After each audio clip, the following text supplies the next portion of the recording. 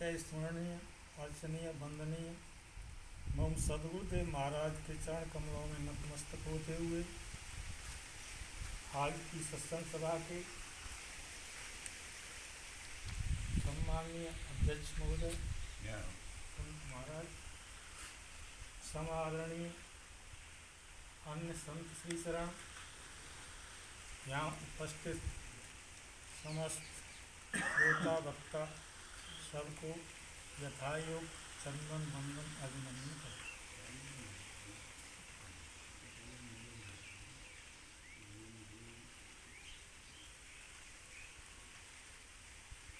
वेदांत में एक सिद्धांत है कि समसत्ता वाले ही आपस में साधक और बाधक होते हैं।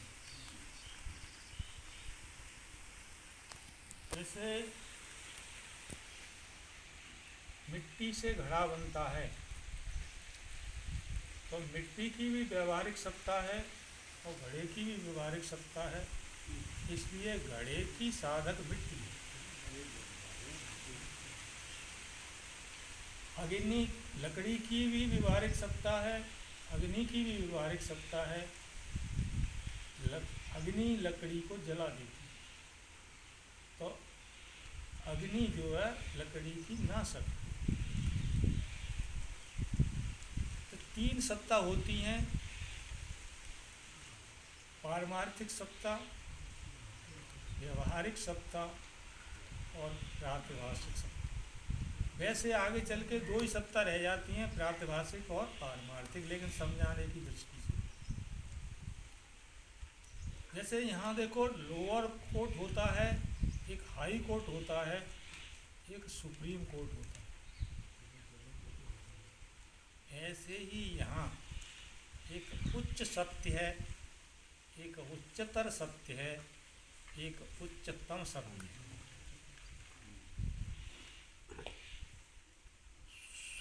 स्वप्न जब हम देखते हैं, जिस समय देखते हैं उस समय वो 100% सत्य है, कोई उसे झूठ नहीं कह सकता। लेकिन जैसे ही जगते हैं तो वो 100% झूठा है, किसी को कहने समझाने की जरूरत नहीं। तो ये उच्च सत्य है, क्योंकि जब स्वप्न देख रहे हैं तब वो सत्य है, उस समय वो झूठा नहीं है, जगने पर झूठा हुआ। ये जागृत भी झूठा है तो स्वप्न की है प्रातिभाषिक सत्ता। ये जागृत भी इसकी है व्यवहारिक सत्ता, ये भी स्वप्न के समान ही है, स्वप्न जैसा ही है।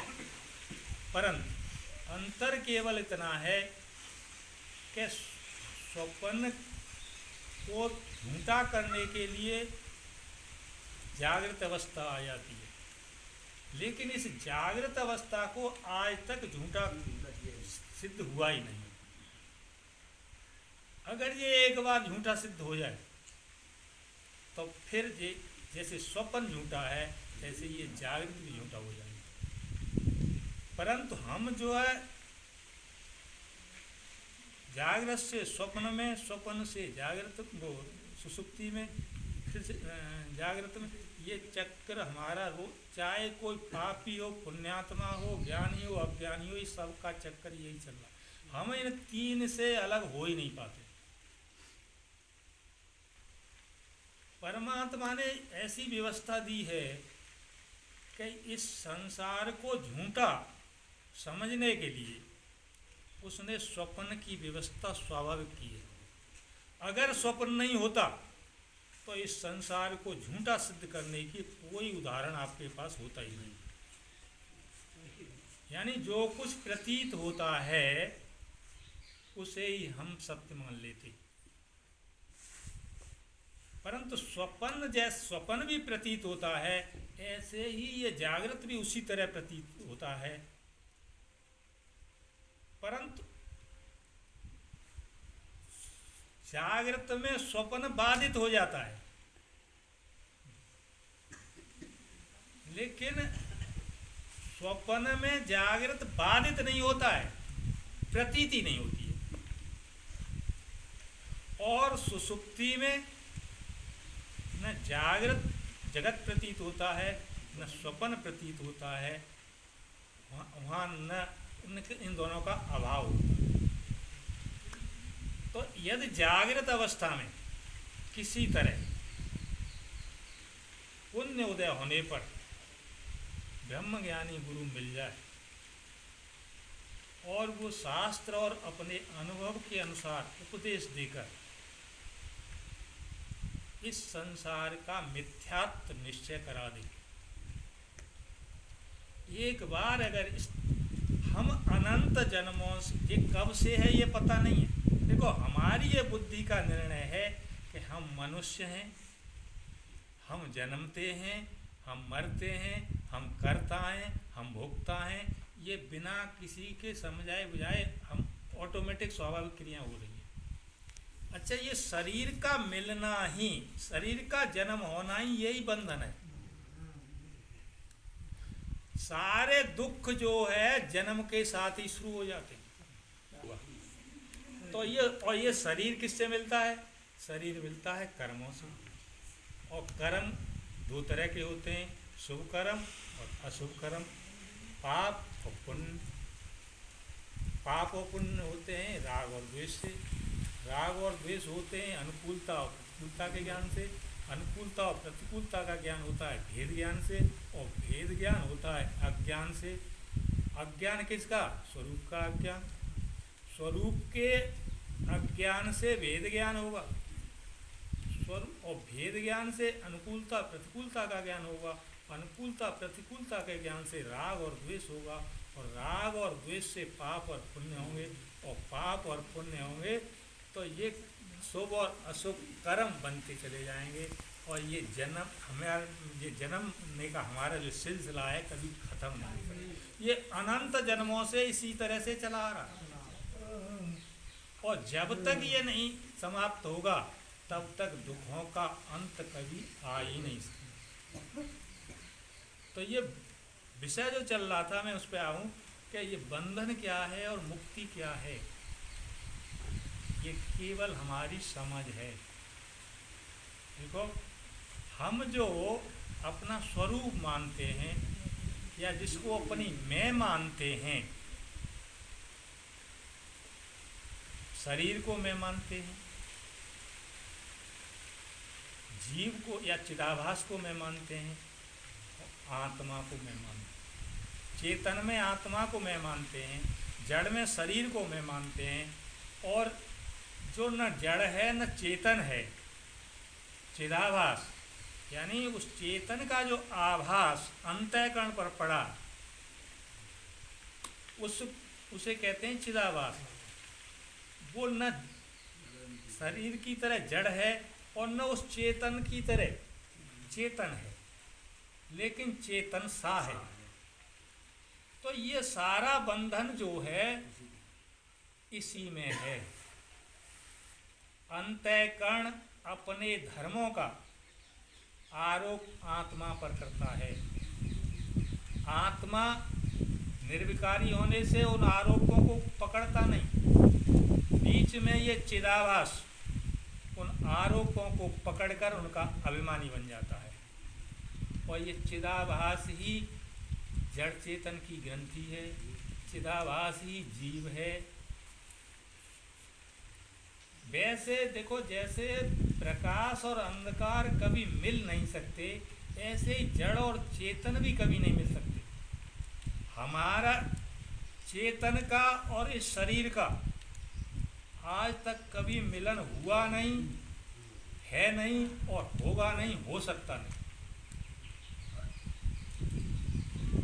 क्योंकि एक है पारमार्थिक सत्ता का, एक है प्रातिभाषिक सत्ता का। जैसे स्वप्न के धन से आप कभी धनी नहीं हो सकते। स्वप्न का रोग स्वप्न के वैद्य की और स्वप्न की दवाई से ही जाएगा। चाहे आपके पास तमाम डॉक्टर बैठे हों व्यवहारिक जगत के, लेकिन स्वप्न का रोग तो स्वप्न के डॉक्टर से ही जाएगा। स्वप्न के धन से कोई श्रीमान नहीं होता। तो ऐसे ही ये शरीर जो है किस सत्ता का है? व्यवहारिक सत्ता को या प्रातिभाषिक को? हमारी सबसे बड़ी गलती ये है कि हम उस पारमार्थिक तत्व को शरीर बनकर प्राप्त करना चाहते हैं, मन और इंद्रियों से प्राप्त करना चाहते हैं। जब स्वप्न के किसी प्रयास से व्यवहारिक वस्तु प्राप्त नहीं हो सकती, उसी तरह व्यवहारिक किसी भी शरीर, इंद्रिय, मन, ये सारे व्यवहारिक हैं, इनसे उस चेतन तत्व, पारमार्थिक तत्व की प्राप्ति कैसे होगी? नहीं हो सकती है। तभी उसे मन अवांश गोचर कहा है। वह मन और वाणी का विषय नहीं है, परंतु हमारे पास मन और बुद्धि के अलावा और कोई साधन नहीं है, इसलिए जाना भी इन्हीं से जाएगा। एक तरफ तो शास्त्र ये कहता है कि मन और वाणी का वो विषय ही नहीं है, और दूसरी तरफ शास्त्र ये भी कहता है कि बिना मन और वाणी के वो जाना ही नहीं जा सकता। जब भी जाना जाएगा वो मन और वाणी से जाना जाएगा।